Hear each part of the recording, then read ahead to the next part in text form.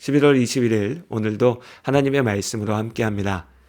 지난 주간에 제가 개인적으로 몸이 좀 좋지 못해서 말씀드렸던 다니엘 8장과 9장 말씀을 묵상 영상으로 함께하지 못했습니다. 이번 주 오늘부터 매일 다니엘서의 말씀을 한 장씩, 그리고 주말에는 전도서의 말씀을 함께 나누면서 말씀 묵상의 시간을 이어가도록 하겠습니다. 오늘은 다니엘 8장의 말씀을 함께 나눕니다. 바다에서 나온 네 짐승의 환상 이후에 2년이 지난 벨사살 왕 3년, 다니엘이 또 다른 환상을 보았습니다. 환상 가운데 다니엘은 페르시아의 수도였던 수산성에 있었습니다. 을레라는 이름의 강가에 두 뿔을 가진 순양이 서 있었죠. 그 순양이 서쪽과 북쪽과 남쪽을 향하여 들이받았고 어떤 짐승도 당해내지 못했습니다. 그러던 중 서쪽에서 한 순념소가 와서 온 땅을 두루 다니다가 앞서 보았던 두 뿔 가진 순양과 부딪혔습니다. 이제껏 어떤 짐승도 순양의 앞을 막지 못했으나 서쪽에서 온 순념소는 달랐죠. 순양을 쳐서 그 두 뿔을 꺾어버렸습니다. 땅에 엎드려뜨렸고 짓밟았지요. 이제 홀로 강성해진 순념소. 그런데 잠시 후 그 순염소의 큰 뿔이 꺾이고 그 대신에 새로운 뿔 넷이 솟아났습니다. 그중 한 뿔에서 또 작은 뿔 하나가 났지요. 작은 뿔은 남쪽과 동쪽과 또 영화로운 땅을 향하여 커지더니 하늘 군대 중 몇을 땅에 떨어뜨리고 짓밟았습니다. 또한 작은 뿔은 스스로 높아져 하늘 군대의 주인에게 드리는 매일의 제사를 없애버렸고 성소를 무너뜨렸습니다. 진리를 땅에 던졌고 제멋대로 행하며 성공을 자랑하였죠. 여기까지가 다니엘 8장에서 이야기하는 다니엘이 보았던 환상의 내용입니다.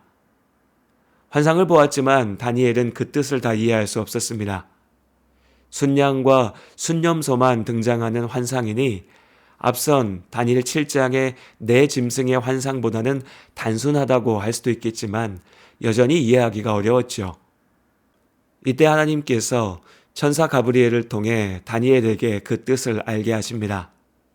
이 환상은 바벨론 멸망 이후에 이어질 역사, 특히 긴 시간이 지나 주전 2세기 안티오코스 4세 때 유대인들에 대한 극심한 박해와 혼란에 대해서 앞서 전하고 있습니다.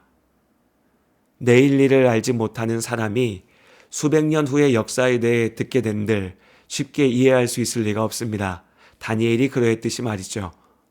다만 오늘 우리에게는 이미 이루어진 역사이기에 하나님께서 보이신 이 환상의 의미를 어렵지 않게 이해할 수 있습니다.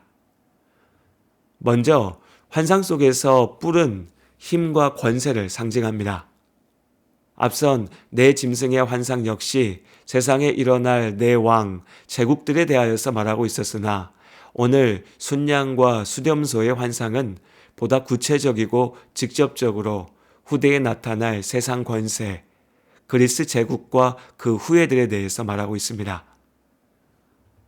다니엘이 먼저 보았던 두 뿔이 달린 순양은 바벨론을 무너뜨리고 메소포타미아 지역의 패권을 손에 쥔 메데와 페르시아를 뜻합니다.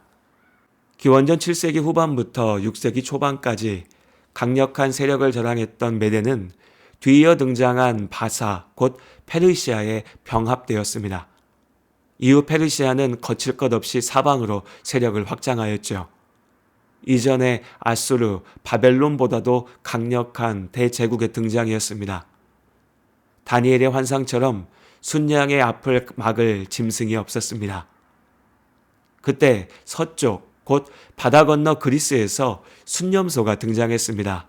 바로 그 유명한 알렉산더 대왕이 이끄는 그리스 제국입니다. 고대 그리스를 다른 말로 헬라라고도 합니다. 성경에서는 이 순념소를 헬라 왕이라고 말하죠.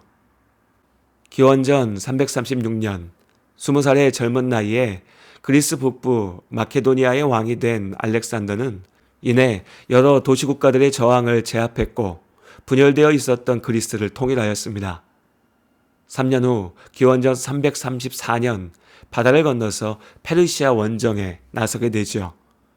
여태껏 페르시아의 공격을 막아내기에 급급했던 그리스가 드디어 공격에 나선 것입니다. 그리고 불과 3년 후 기원전 331년 알렉산더는 페르시아 왕의 군대를 무너뜨리고 그 나라를 완전히 멸망시켰습니다. 200년이 넘는 동안 서남아시아의 패권 국가였던 페르시아가 순식간에 무너졌습니다. 서쪽에서 온 순염소가 두 뿔을 자랑하던 순양을 짓밟았던 환상대로 이루어진 것입니다. 페르시아를 멸망시킨 알렉산더는 영토 확장을 위한 전쟁을 멈추지 않았습니다.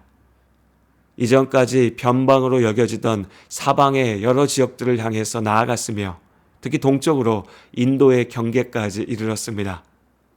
하지만 계속되는 전쟁에 지친 군사들의 저항에 부딪혔고 결국 다시 바벨론 땅으로 귀환하던 중 알렉산더는 중한 병에 걸렸고 기원전 323년 33세 나이로 세상을 떠나게 됩니다.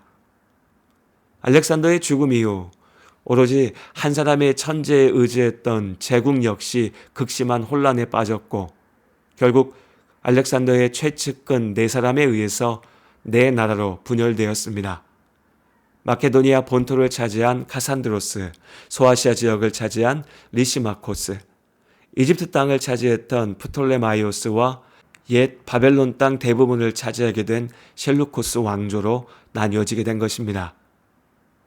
다니엘의 환상에서 수렴소의 큰 뿔이 사라지고 새롭게 나타난 네 뿔이 곧 알렉산더 사후에 등장한 네 나라를 뜻합니다. 이어서 다니엘은 네 뿔 중에서도 어느 한 뿔에서 나오는 작은 뿔 하나에 주목했습니다. 이 작은 뿔은 남쪽과 동쪽과 영화로운 땅을 향해 커져갔지요. 이 영화로운 땅은 예루살렘 혹은 유다를 가리킵니다. 앞서 서남아시아 전체의 거대한 역사의 흐름을 보여주었던 환상이 여기서부터는 유다 사람들의 삶의 터전을 비추게 됩니다.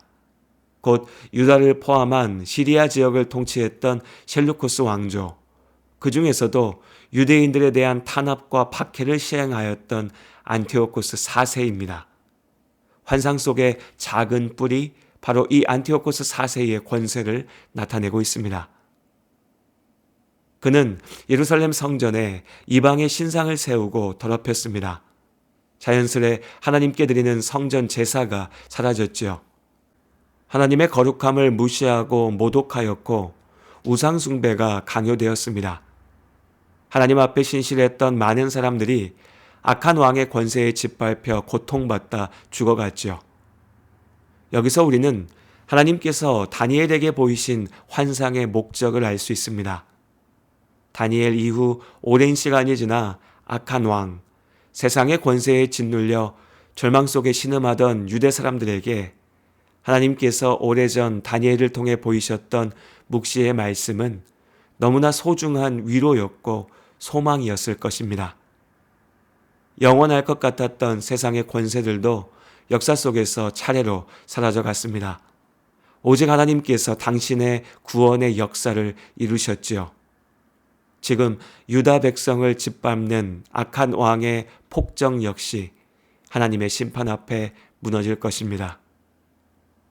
이처럼 다니엘의 환상은 수백 년 후 안티오코스 4세 치하의 유대를 향한 말씀이지만 동시에 묵시라고 하는 성경 말씀의 특성상 시대를 초월하여 우리에게 주시는 메시지이기도 합니다. 하나님의 구원의 역사는 우리의 기대를 넘어섭니다. 때로 도대체 언제 하나님의 나라가 이루어질까 탄식할 만큼 길게 느껴지기도 합니다. 그러나 또한 모두가 놀랄 만큼 짧은 순간 하나님의 나라가 임하시죠. 우리가 다 이해할 수 없는 그때라도 하나님께서는 당신의 완전하신 뜻대로 구원의 역사를 이루십니다. 다만 우리에게 분명하게 약속하셨습니다. 하나님께서 믿음의 사람들을 지키십니다. 우리를 하나님의 나라 가운데 있게 하십니다. 그러니 당장 내 눈에 보이지 않는다 절망하고 포기해서는 안 됩니다. 믿음으로 하나님의 나라를 바라봅니다. 오직 하나님께서 세상의 주인이시고 역사의 주인이십니다. 하나님 나라는 어떤 곳일까? 아픔과 슬픔이 없는 나라인가요? 하지만 이곳은 그렇지 않은 걸. 하나님 나라에 살고 싶어요. 하나님 나라는 이곳이란다. 여전히 아프고 슬픈 일이 있지만 행복과 기쁨이 여전히 있는 것. 우리가 하늘과 땅의 동로야. 이 땅에서 하늘 뜻을 품고 사는 자들, 믿음으로 하늘 뜻을 보여주는 자들, 보내어진 자리에서 동참하는 자들, 믿음으로 주님 보길 소망하는 자들.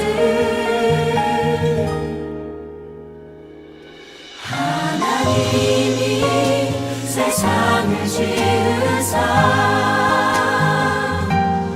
회복하고 통치하시네.